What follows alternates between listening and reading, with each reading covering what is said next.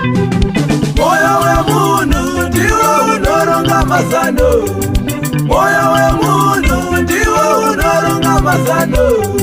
Kubudirira kwacho kunobva kuna Ishe. Kubudirira kwacho kunobva kuna Ishe.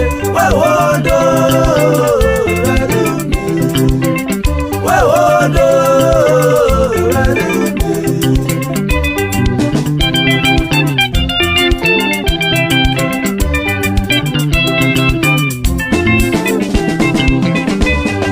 moyo wemunhu ndiwo unoronga mazano. Moyo wemunhu ndiwo unoronga mazano. Kubudirira kwacho kunobva kuna Ishe. Kubudirira kwacho kunobva kuna Ishe. Wehondo wehondo